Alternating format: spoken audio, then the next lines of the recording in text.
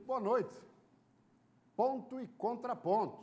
E o entrevistado de hoje é absolutamente especial, que viveu um drama nos últimos 6 meses, sendo sacado da administração estadual para a qual foi eleito em 2018, por conta de 2 pedidos de impeachment. Carlos Moisés da Silva, que inclusive hoje à tarde já fez a primeira reunião do colegiado e foi do centro administrativo que veio aos estúdios para a primeira entrevista depois de retornar ao comando do governo do Estado. Governador, satisfação tê-lo aqui, meus cumprimentos, certamente mais aliviado. Eu lhe perguntaria o seguinte: qual a lição que tirou desse período de 6 meses em que foi retirado da administração estadual em 2 oportunidades? Muito boa noite. Boa noite, Prisco. Obrigado pela oportunidade. A lição, eu penso que não só o governador Moisés, mas todo o Estado de Santa Catarina, os entes públicos, devem aprender com esse processo, um processo que, como eu dizia há pouco para você, não teve justa causa para ser iniciado, não deveria ter sido iniciado. Eu costumo dizer que não se fez nem justiça. Na verdade, a justiça, de fato, teria sido não se abrir esse processo. O que se fez foi corrigir um erro. Santa Catarina não merecia esse tipo de tratamento, em plena pandemia, inclusive, com absoluta isenção do governador em todos esses atos, absoluta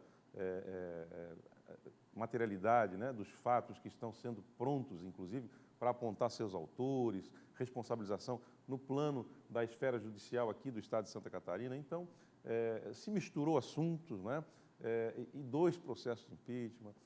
Quando uma vez iniciados, eles não têm de fato controle nem de um poder nem de outro, nem do legislativo, nem do judiciário. Você nunca sabe o resultado. Então, esse é o tipo de ação que tem que ser tomada com muita responsabilidade. O processo de impeachment, ele também, para a democracia, ele é fundamental. Quando, de fato, um gestor público erra, quando ele não está em condições de continuar a exercer o cargo, o munus público que ele foi colocado. O que a gente viu aqui foi algo absolutamente fora do normal e sem precedentes. Agora, lá em junho do ano passado, portanto, há 10 meses atrás, 11 meses, quando, no intervalo de 2 semanas, o presidente da época, Júlio Garcia, abriu 2 pedidos de impeachment contra Carlos Moisés, ficou muito claro, a Assembleia queria assumir o governo. O senhor absorveu essa situação? Eu me resignei, desde quando começamos a sofrer com essas ações, a olhar para frente, porque o lugar em que eu estou, colocado aqui por mais de 71% dos catarinenses que conhecem o seu governador, sabem da minha integridade, eu não tenho tempo para lamentar, eu tenho que olhar para frente, eu tenho tempo de gestão para fazer as entregas que nós saneamos o Estado até aqui, temos muita coisa boa para entregar para os catarinenses. Então, eu tomei uma decisão, eu não vou me amargurar, como tenho dito, vou olhar para frente e vou terminar o mandato da forma com que o cidadão quer que o homem público se comporte, sem brigas, sem contratempos, efetivamente prestando o serviço público ao cidadão catarinense. Então, eu consigo assimilar nesse sentido. Acho que não foi justo, mas, ao mesmo tempo, eu preciso trabalhar. Agora, governador, eu gostaria de saber o seguinte: no primeiro pedido de impeachment, apenas um desembargador não votou com Carlos Moisés. Já no segundo, os 5 foram contra. Qual a explicação para essa mudança? Eu penso tanto que no judiciário quanto no legislativo. Esse processo teve um julgamento político, de fato, né? Não foi efetivamente técnico por parte daqueles que entendem trazer culpabilidade para o governador na medida... Nem entre os magistrados. Exatamente, daqueles que entendem culpabilidade, uma vez que está amplamente provado, né, que tanto no primeiro processo quanto neste segundo, o governador está absolutamente isento das responsabilidades e adotou as medidas que precisava adotar quando tomou ciência do problema. Então, eu resumo dizendo que foi um julgamento político. Muito bem. Ficou apenas 2 meses e meio fora da administração estadual, nas 2 interinidades da vice-governadora. Agora, eu lhe pergunto, preocupado com a CPI da Covid no Senado, se eventualmente Santa Catarina poderá voltar à baila nessa situação dos respiradores? Absolutamente não. Eu entendo que tudo que havia de se fazer em relação inclusive com manifestação já da Procuradoria-Geral da República, não é? O que se devia ter feito, se fez, que é agora procurar seguir esses valores, como eu determinei assim que tomei ciência, né, e conseguimos resgatar 14 milhões que já estão separados para o governo, e vamos, inclusive, buscar o restante desse dano que foi causado ao erário, né, vamos restituir. Só que autorias, enfim, responsabilidades já estão apontadas em investigações locais. Isso, inclusive, a subida do processo ao STJ acabou até trazendo um pouco de morosidade para o andamento e para o esclarecimento dos fatos em Santa Catarina. Com a descida do processo como foi, saindo, arquivando no STJ, aqui os órgãos de controle poderão agora efetivamente mostrar e indicar as conclusões que chegaram. O governador está vindo de uma reunião do colegiado, a primeira depois do retorno. Qual foi a pauta? Nós reunimos os nossos secretários para a gente poder entender já de primeira mão o que eles encontraram, na medida em que tiveram acesso a algumas informações, outros ainda não conseguiram, até por ser um final de semana, enfim, mas já trouxemos ali, reunimos algumas informações, especialmente na condição da saúde, deliberamos sobre entregas que nós já estávamos fazendo para os catarinenses e com afastamento a gente não conseguiu realizar, então reunimos essas várias entregas que nós vamos fazer, seja na infraestrutura, na educação, na saúde, e também estabelecemos algumas prioridades, não é? Eu fiz um apelo ali, inclusive, para que a gente marcasse data já para a próxima semana para estar revisando a nossa política hospitalar catarinense, incluir pequenos hospitais. Nós ficaram aí alguns pequenos hospitais de fora, então já dei esse encaminhamento. E a marca do nosso governo, que é uma marca municipalista, tem vários prefeitos que nos pediram convênios, pediram obras, pediram rodovias, que eu quero acelerar agora, nesse momento que nós perdemos tempo, né, acelerar o governo para fazer efetivamente as entregas para os municípios. Só uma informação, acabei esquecendo no começo, portal SCC10, também integrado nessa entrevista com o governador Carlos Moisés. Muito bem. Governador, retornaram todos os secretários, todos, sem exceção. Agora, coincidentemente, na saúde, que a área afeta a pandemia, estava à frente da pasta alguém que o próprio Carlos Moisés já havia convidado, e ela tinha declinado lá atrás, a deputada federal Carmen Zanotto. Chegou a examinar a possibilidade de mantê-la? Não, aquela ocasião era uma outra situação. A pasta estava com um interino, que era o secretário André, ele era adjunto, estava respondendo interinamente, ciente do movimento, quando foi feito o convite. Hoje a situação é outra. Ele saiu da interinidade, está enfrentando desde o início conosco essa pandemia e a gente entende que pelo resultado do trabalho do secretário André, ele deve ser mantido na pasta. Essa é a questão. Agora, vamos falar um pouquinho sobre Daniela Rainer. A relação entre o titular e a vice já não era boa. Depois dessa interinidade, ou principalmente dessa segunda, onde mudou metade do governo, e agiu e trabalhou duramente, firmemente, para a sua cassação. Essa relação hoje está zerada, né? A relação deve ser institucional, de fato, né? Como ela cumpriu o seu papel constitucional de assumir o governo enquanto o governador está afastado, retomando o papel. Eu sempre tive muita autonomia nas minhas decisões, é óbvio que sempre divido com o meu colegiado, mas sempre a última palavra tem sido do governador. A gente consegue separar as influências, sejam elas políticas, enfim, para tomar as melhores decisões para o Estado de Santa Catarina, para o cidadão. Então, a gente sempre filtra, né, os pedidos, os pleitos, e decide de forma colegiada. E assim eu vou continuar fazendo. E é assim que o governo já fazia, porque este cargo é um cargo de mera expectativa. Naturalmente, a vice-governadora não participou da reunião do colegiado de hoje. Não participou. E não será convidada para as próximas reuniões? Não era padrão, né? Já participou de algumas, deixou de participar, enfim, mas isso não é impeditivo. Precisando ir para o exterior, precisando se licenciar em férias, como é que vai ser isso? Olha, é natural. Ou não tem mais férias agora até final do ano que vem? Eu não sei se consigo tirar férias porque, na verdade, nós vamos correr muito. Nós saneamos o Estado por isso. Você sabe muito bem disso, né? E você tem sido um dos jornalistas mais retos em relação à análise desse cenário político ao qual sofreu o nosso governo. Eu tenho acompanhado o seu trabalho aqui, quero lhe parabenizar pela franqueza, pela honestidade nas suas falas, né? e você tem decifrado realmente esse cenário político. E o que eu preciso fazer agora é acelerar as entregas. É muito triste nós sanearmos o Estado, nós rompemos todos aqueles contratos que eram lesivos ao poder público, que jogavam dinheiro no ralo. São mais de R$500 bilhão que nós vamos economizar todos os anos só na revisão de contratos. Agora, tem dinheiro em caixa, nós precisamos correr para fazer essas entregas. Nós não podemos deixar passar o tempo e não conseguir realizar. Agora, governador, Daniela Rainer, acho que foi na quarta-feira, ela vetou aquele projeto aprovado na Assembleia, onde até 350 milhões de recursos estaduais poderiam bancar rodovias federais 470, 280 e 163 no Oeste.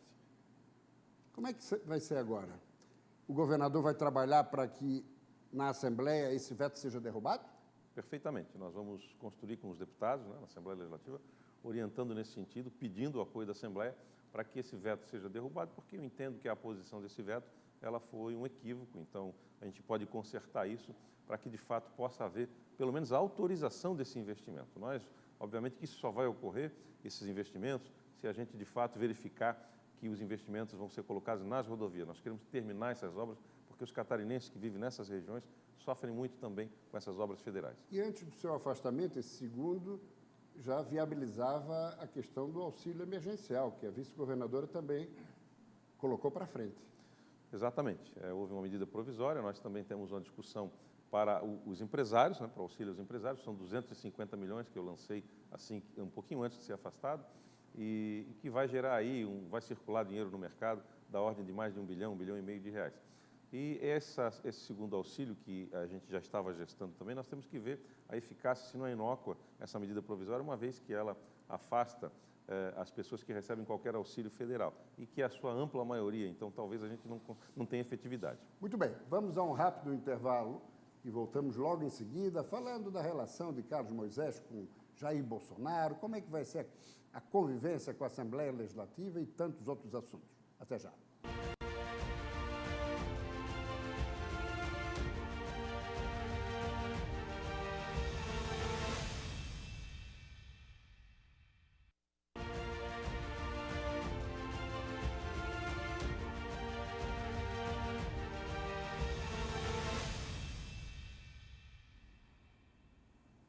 Muito bem.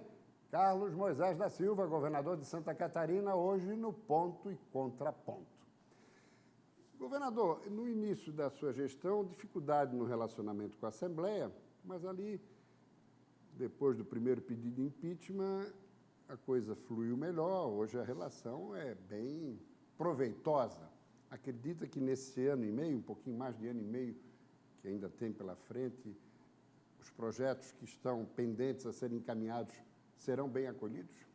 Eu acredito que sim, por isso que nós estamos construindo essa base na Assembleia para que nos dê governabilidade, para que dê sustentação ao governo nos seus projetos, que são projetos de interesse dos catarinenses. Então, é importantíssimo, né, termos essa base de apoio na Assembleia Legislativa. Isso vai nos dar condição de terminar o mandato, fazendo as entregas necessárias, aprovando os projetos, revisando, melhorando, né, melhorando com a própria Assembleia Legislativa. José Milton volta à liderança? Volta. Nosso deputado é o líder, continua sendo o nosso líder no governo.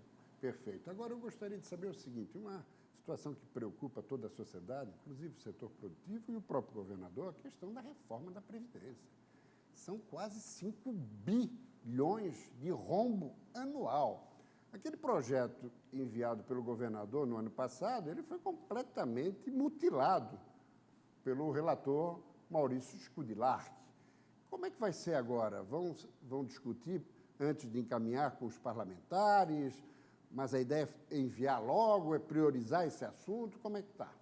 Perfeitamente, por isso que eu acho que você colocou a questão central. Nós vamos discutir com as lideranças partidárias, vamos chamar, vamos mostrar o que tem no projeto, vamos maturar a ideia para que ele não sofra alterações que inviabilizem. O projeto ele tem que ficar melhor do que o que nós temos hoje. Nós fizemos uma reforma da nossa Previdência aqui no Estado, a última foi em 2015, né, que começou, então, mudamos as alíquotas, enfim, fizemos algumas alterações. Agora, o que o governo vai fazer é conversar e dialogar com o parlamento para quando esse projeto der entrada na casa, a questão já esteja sanada e a gente possa aprová-lo ainda esse ano. Eu pretendo a pergunta é essa, para esse ano? Para este ano, exatamente. nós temos pressa disso e, obviamente, que esse transtorno sofrido acabou alterando a nossa agenda. Mas já era para ele ter aportado na Assembleia Legislativa. Reforma administrativa? Na verdade, a gente vai propor aos parlamentares algumas alterações, alguns ajustes que são necessários hoje para que o governo funcione. É claro que depois de um tempo, depois de um enxugamento da máquina que nós fizemos, a gente percebe que algumas posições ainda estão redundantes, a gente pode suprimir ou realocar posições, considerando que este ano nós não podemos ter aumento de despesa por conta da lei federal, que passou os auxílios para o Estado. Então, nós vamos projetar mudanças para esse ano que não impactem, de fato, em aumento de despesa, mas que vão ajustar fluxos, né, programas dentro do governo. Outros projetos que vão merecer prioridade a serem encaminhados à Assembleia? Bom, Prisco, o que nós temos hoje, na verdade, é vontade de executar, né, as ações que o governo já conseguiu construir. A nossa arrecadação, o Estado está saneado, nós pagamos as nossas dívidas, estamos investindo com recursos próprios dos catarinenses. Então, eventualmente, a gente vai ter que ter uma autorização legislativa para fazer esse ou aquele movimento, ajustes, adequações no plano plurianual, na lei orçamentária, enfim. Mas, basicamente, o que nós dependemos da Assembleia para esse ano são essas duas mudanças que você elencou e acelerar os nossos repasses. Uma das propostas que nós temos é fazer repasses fundo a fundo das emendas parlamentares, dos convênios, para que destravem a transferência de renda para os entes municipais, como a gente tem feito, mas também para aquelas outras organizações que recebem recursos dos fundos estaduais. Então, esse é um outro projeto que deve aportar na Assembleia para desburocratizar o programa de descentralização de recursos. Já há previsão de uma primeira ida, depois do retorno a Brasília? Nós já temos uma demanda com o secretário André Mota, inclusive, para visitarmos o ministro da Saúde, para a gente retomar as ações que nós estávamos encaminhando, por isso que alguns estados frouxaram, né? A própria Santa Catarina mesmo, alguns leitos foram desativados, sem autorização, sem o de acordo do governo de Santa Catarina, cerca de 275 leitos de UTI foram desativados. Nós vamos continuar ampliando, porque nós precisamos ter uma reserva técnica, nós não sabemos o que pode acontecer no dia de amanhã, não temos uma bola de cristal. Então, nós vamos trabalhar com o mais para que a gente não tenha prejuízos, vidas humanas. E isso a gente precisa pactuar com o governo federal, porque eles precisam remunerar esses leitos. Nós temos que definir também no estado de Santa Catarina, pós-Covid, quais os leitos que vão permanecer. Isso tem que ser pactuado também lá em Brasília, para que o governo remunere, e enquanto não remunerar, é o governo do estado que vai bancar esses leitos, por isso nós vamos afiançar aos hospitais filantrópicos, aos hospitais que estão na política estadual, que a gente possa garantir e depois viabilizar as cirurgias eletivas. Nós temos 2 anos aí de fila represada das cirurgias eletivas. Nós precisamos fazer com que as pessoas nasçam nas cidades onde elas vivem, ter maternidade para não precisar viajar para nascer em outro lugar. Enfim, nós temos vários projetos muito importantes que Brasília, obviamente, vai nos apoiar. Vai buscar uma audiência com o presidente Jair Bolsonaro, governador? Naturalmente, assim, quando isso for possível, viabilizado, nós estaremos com o presidente sem qualquer dificuldade.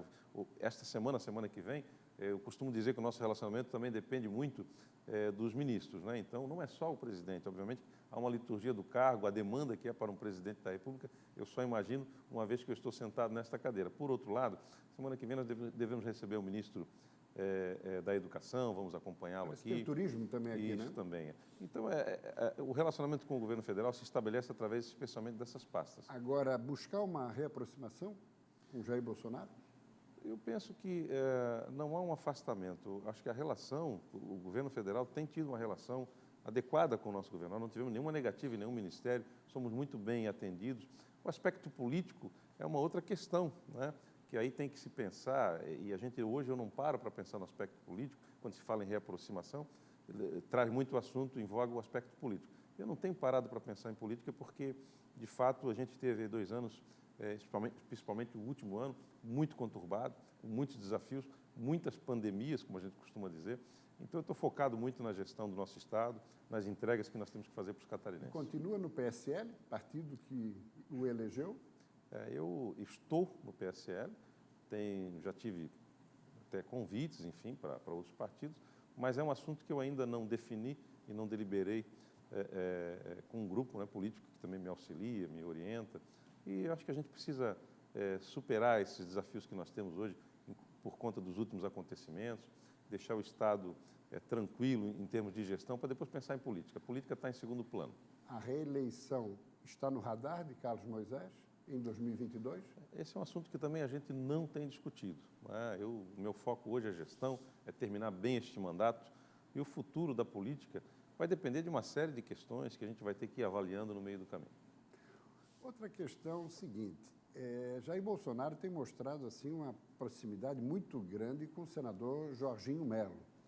O fato da eventualidade ou até da probabilidade de não receber o apoio do presidente numa eventual reeleição, isso lhe faz ficar refratário à ideia de uma recandidatura? Eu penso que não. É uma questão que nós não deliberamos ainda, se serei candidato e a que serei, mas, ao mesmo tempo, eu penso que a política ela se estabelece de forma local. Santa Catarina tem uma política muito própria, né? Tem estruturas partidárias, tem grupos partidários muito bem definidos, a gente pôde ver isso agora, né? Nestas batalhas que nós vivenciamos, e a política local é que vai, especialmente as entregas para os catarinenses, que são os nossos juízes, é que vai definir Agora, o que vai acontecer na eleição. O governador falou ali, a que vou disputar? Poderia disputar um outro mandato eletivo que não o de governador, ao Senado, por exemplo? Por isso que eu não tenho discutido essa questão, porque eu não defini ainda o que vou fazer, né? Mas todas essas possibilidades estão à mesa. Porque isso exigiria a renúncia em abril do ano que vem, né? Exato. Mas essa é uma possibilidade que a gente não tem discutido ainda, né? O que será feito? Agora, além de Jorginho Melo, Gelson Merisi, que foi seu adversário no segundo turno, os dois atuaram fortemente nos bastidores para lhe caçar. O que o senhor diria para eles depois do revés que acumularam? Bom, eu sou um governador que pegou aí essa pandemia, né? Então, só esses 27 governadores e um presidente da República e os nossos mais de 5.000 prefeitos brasileiros viveram essa realidade. Mas, além disso, as pessoas costumam brincar comigo que eu estou disputando a eleição em 4 turnos, né? E venci agora o 4º turno da eleição. O que acontece é isso, nós chegamos com muita força, né? A força da sociedade catarinense, com mais de 71% dos votos dos eleitores, e estamos transformando a gestão do nosso Estado. Então, isso nos deixa muito tranquilo, né? Para perceber que forças antagônicas, que queiram, de fato, não pela via da urna, disputar, né, com o governo esse espaço, eu penso que esse espaço tem que ser disputado de forma democrática, com o voto popular. Então, eu fico tranquilo quanto a isso. Realmente, esses movimentos não nos agradam, né? Mas o governo do Estado ele deve ser alçado, o cidadão deve ser alçado através do voto popular. Os 4 maiores partidos de Santa Catarina, 3 já estão no governo, PP, MDB e PSD. Tentar atrair também o PSDB, os tucanos? Uma possibilidade, né? Nós temos parceria dentro da Assembleia Legislativa com os 2 deputados que ali estão, são deputados bastante atuantes no PSDB e que têm nos apoiado, foram base do governo, e acreditamos que continuarão conosco, certamente, nessa caminhada. Há espaço para todos, e eu acho que essa é talvez a grande matemática, o xadrez que nós vamos precisar desvendar na política, de como a gente consegue manter o governo coeso, mesmo com a proximidade de um ano de eleição. Muito bem. Agora, para fechar, a última pergunta que eu lhe faria é o seguinte. Sai de todo esse episódio com rancor, com mágoa, ou com sangue nos olhos, ou com mais apetite para governar? Como é que seria isso? Com mais apetite para governar, certamente. Eu tenho dito que eu resolvi não me amargurar, olhar para frente.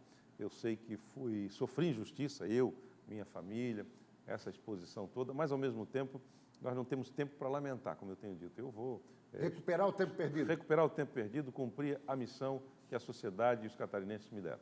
Muito grato, governador, muito grato pela sua presença aqui no SCC, mas você que está nos acompanhando, pegue o seu celular, vá lá no QR Code e dê uma clicada para continuar assistindo mais 12 minutos com o governador Carlos Moisés no portal SCC 10.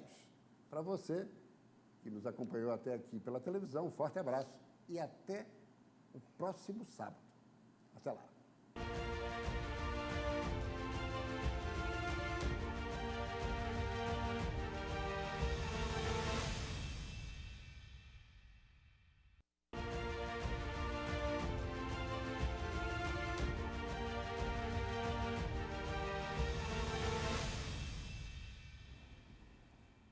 Muito bem, vamos agora para o terceiro bloco, esse exclusivo para o portal SCC10, com o governador Carlos Moisés. Governador, Santa Catarina realmente é um estado diferenciado. Apesar da pandemia, apesar da insegurança política e jurídica, que inclusive afugentou investimentos, lamentavelmente, por conta dessa irresponsabilidade que acompanhamos nesses últimos meses, mas mesmo assim, econômica e financeiramente, o estado surpreende, hein? Santa Catarina.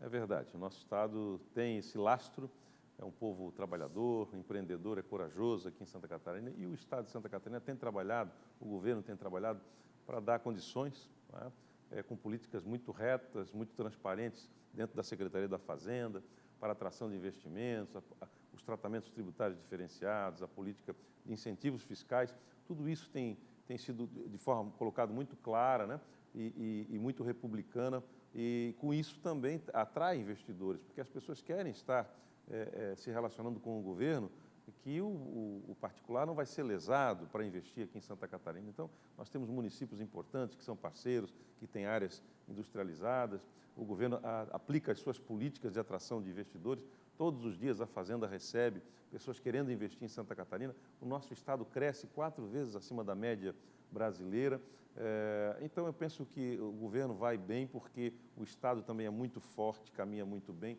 e nós somos parceiros dos investidores. E nessa linha de geração de emprego, até para tentar amenizar um pouco, por exemplo, a situação do turismo. É um segmento que, por conta da pandemia, nós tivemos aí muitos empregos da informalidade desapareceram. Como é que o governo pode ajudar, junto com o setor produtivo, essas pessoas que ficaram ao desabrigo? Nós lançamos algumas linhas de crédito, que o governo vai cobrir o juro, especialmente também tem algumas dedicadas exclusivamente ao setor de turismo e eventos, para micro e pequeno empreendedores também, 250 milhões de reais para aporte, além do auxílio, obviamente, para pessoas físicas. Mas, além disso, o setor se reinventa também, a gente tem percebido isso. O que Santa Catarina fez? Santa Catarina foi o primeiro estado a fechar e o primeiro a abrir, lá em março, quando iniciou a pandemia. Então, nós regramos todas as atividades, dando possibilidade para que não parasse, mesmo no setor de turismo, alguns setores continuaram trabalhando. O ponto que a pandemia fez, na verdade, foi inibir as pessoas de viajarem, as pessoas não queriam se expor, isso impactou frontalmente o setor de turismo. Mas, para além disso, como você bem colocou, o turismo é também no governo do Estado uma parte importante através da Santur.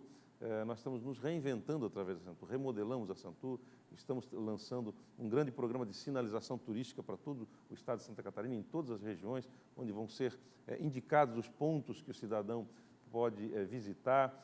O turismo seguro, né, nós estamos qualificando e aplicando selo, né, de empresa que é segura, que está dentro das normas, para que o cidadão venha a Santa Catarina e não tenha medo. Então, a gente está fazendo a nossa parte. Obviamente que esse é um setor absolutamente atingido, né, pela pandemia. Mas eu tenho certeza que o empreendedor é resiliente, nós vamos, apoiados, né, pelo governo, nós vamos recuperar essas atividades, vamos fazer com que a economia também no setor do turismo cresça. Hoje mesmo, na reunião do colegiado, eu indagava, né, por um projeto para acesso às vinícolas catarinenses, para que a gente pavimente os acessos, para que a gente traga esse ponto de encontro, né, na Serra Catarinense, que é a melhor serra para a produção de vinhos, o melhor terroir.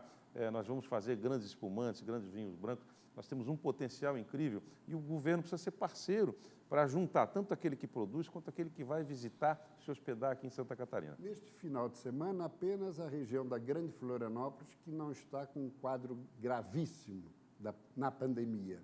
Eu lhe pergunto, alguma correção de rota em relação às últimas medidas da administração anterior, interina?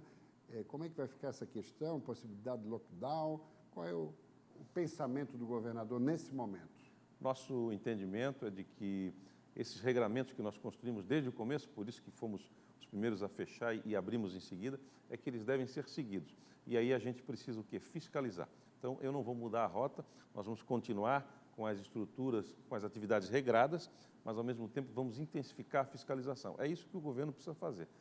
as pessoas também não conseguem mais, precisam produzir, precisam trabalhar. Então, a gente vai manter as regras vigentes, mas com a fiscalização para que a gente possa manter segurança nesse relacionamento. E vai buscar algum caminho próprio para tentar trazer vacina ou vai ser via governo federal exclusivamente? O papel dos estados é a logística, receber e imediatamente transferir esses insumos e as vacinas até aos postos de vacinação nos municípios. O município executa essa política. E nós, em 24 horas, sempre fazemos isso. Durante a nossa gestão, sempre foi assim, recebe e já transfere aos municípios. Nós entendemos que o Plano Nacional de Imunização deve ser, de fato, dirigido pelo governo central, sob pena de nós termos aí vacinas que não são vacinas, vacinas falsas, ofertas de produtores, de vendedores que não vão cumprir a oferta, como nós tivemos no caso dos respiradores, Verdade. que aumenta o risco das compras públicas e assim por diante. Então, eu penso que sempre funcionou muito bem. O nosso programa de imunização, ele é exemplo no Brasil e para o mundo, então acho que devemos continuar. E também temos uma preocupação que é a H1N1, a gripe e outras vacinas que nós precisamos agora fazer uma campanha, chamar os municípios e fazer, de fato, com que a população se desperte para também, não é só a Covid-19, não é só o coronavírus, mas também a vacinação contra outras doenças. Falou em municípios, a ideia é imprimir um ritmo acelerado de viagens pelo Estado, em contato com os prefeitos, com o setor produtivo. Qual é a estratégia, qual é a agenda agora, governador? Eu tenho dito que nessa política municipalista, nós temos os grandes parceiros que são os municípios. Então, a minha presença nos municípios ela se fará notória, ao mesmo tempo em que nós pretendemos transferir recursos aos municípios para que eles executem com mais rapidez, porque ele conhece a necessidade local, projetos importantes que o governo muitas vezes quer fazer, mas sem a parceria do município levaria mais tempo. Então, dentro dessa política municipalista, nós vamos estar presentes, transferindo recursos, entregando as emendas parlamentares. O nosso governo foi o único governo que pagou emendas na história do nosso Estado. Está em dia? O pagamento está em dia. Eu acredito que agora algumas sofreram solução de continuidade. Nós vamos retomar esse trabalho para que elas, de fato, sejam entregues. E o governo, com esse foco, estar no município, mas não só estar, a presença física, de fato, levar sempre algo para que o município possa executar. Seja uma escola municipal, investir na saúde dos municípios, a integralização de mais hospitais na política hospitalar catarinense e assim por diante. Além da Assembleia aqui em Santa Catarina, a ideia é priorizar também os contatos com o Fórum Parlamentar em Brasília?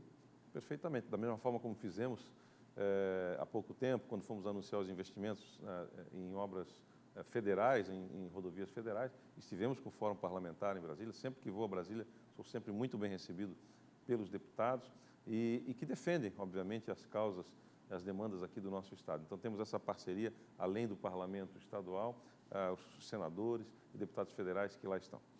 Agora, indo para o final do nosso bate-papo, governador, vamos entrar um pouquinho aqui no campo pessoal e mais particular seu. Lá atrás, Paulo Afonso Vieira sequer foi afastado do governo quando do episódio dos precatórios, mas ele estava abrigado num grande partido, o MDB, o maior, à época PMDB, o maior do Estado e o maior do Brasil. Já Carlos Moisés no pequenino PSL. Paulo Afonso tinha uma carreira política, o seu próprio pai, Eugênio Doim Vieira, foi deputado federal, tudo mais. Carlos Moisés nunca tinha frequentado a política e nunca tinha exercido um mandato. Será que, nesse cotejamento e nesse paralelo, a gente pode raciocinar por estar no pequeno partido e por nunca ter feito política, isso lhe fragilizou nesse processo do impeachment? Dos pedidos de impeachment? Isso também é um ponto a ser considerado, mas a forma como nós fomos eleitos, exatamente sem construção histórica, política, sem participar de grupos políticos, naturalmente já nos traz ao poder de uma forma diferente. O segundo ponto foi que nós fizemos uma administração pública absolutamente técnica. Nós colocamos, você é testemunha disso, vários atores nas pastas do nosso Estado que não vieram da política, não eram prefeitos que não tinham cargos, que tinham perdido a eleição, ou ex-deputados. Nós, na verdade, colocamos basicamente todo o primeiro escalão. Obviamente que isso mudou o relacionamento com o parlamento, porque era muito de costume que se compusesse os governos dividindo em partidos, né?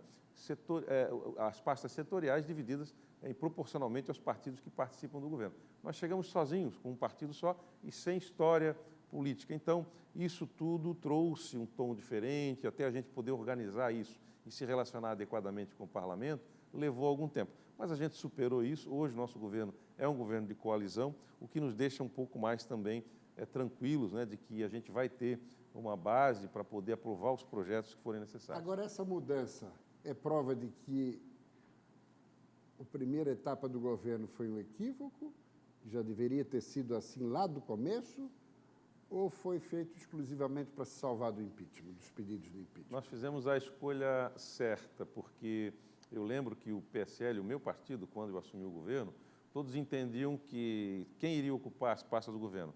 Todos do PSL, todos aqueles que não chegaram na eleição, correram a eleição estadual, federal, e não chegaram, vão ser abrigados, são suplentes, enfim, seriam abrigados no governo. Eu não fiz isso, por responsabilidade. Se eu fizesse isso, nós não teríamos o resultado técnico que nós temos hoje da nossa gestão. Eu coloquei gente que conhece do assunto em cada pasta, e aí a gente está colhendo o resultado.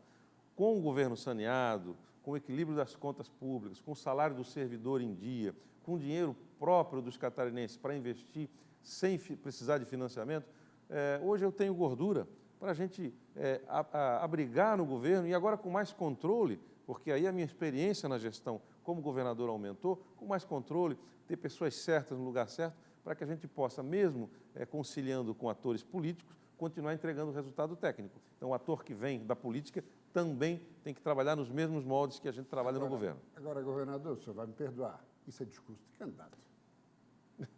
Isso é discurso de candidato. Deixa você fazer a sua avaliação. Isso é discurso de candidato. Isso é discurso de candidato. Governador, muito grato. Eu gostaria de abrir aí para a sua última manifestação, para, enfim, falar um pouco como é que superou esse momento difícil e o que está imaginando daqui para frente. Muito bem, Prisco. Obrigado pela oportunidade de dizer àqueles que nos acompanham que eu sempre tive, assim como na minha carreira de bombeiro, esta oportunidade que Santa Catarina me deu como uma missão, mais uma missão na minha vida. Então, mesmo com todas as dificuldades que nós sofremos, com todas as injustiças, com todos os confrontos, superamos, estamos aqui. Nós ganhamos mais esta batalha. Nós estamos novamente no lugar em que a gente não deveria ter sido nunca retirado dele e agora vamos governar com toda a força. Isso nos deixa cheio de vontade para continuar realizando, porque eu percebo que é muito importante esse espaço, essa oportunidade que os catarinenses nos deram para fazer o bem. Fazer o bem, às vezes, é muito difícil, dá muito trabalho, mas eu estou firme, não vou sucumbir. Convencido que volta ainda mais forte?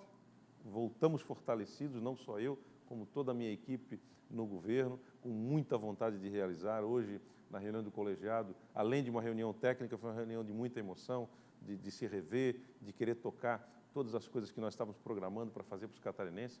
E quem viver, verá, como eu costumo dizer. Governador, muito grato, sucesso na retomada da caminhada administrativa e governamental. Muito obrigado, Prisco, e parabéns pelo teu trabalho e pelas tuas posições. Muito grato. Muito bem, ficamos por aqui. Você que nos acompanhou nesse terceiro bloco exclusivo no portal SCC10, você tem compromisso conosco no próximo sábado. E o entrevistado já definido, o senador Esperidião Amin. Um forte abraço e até lá.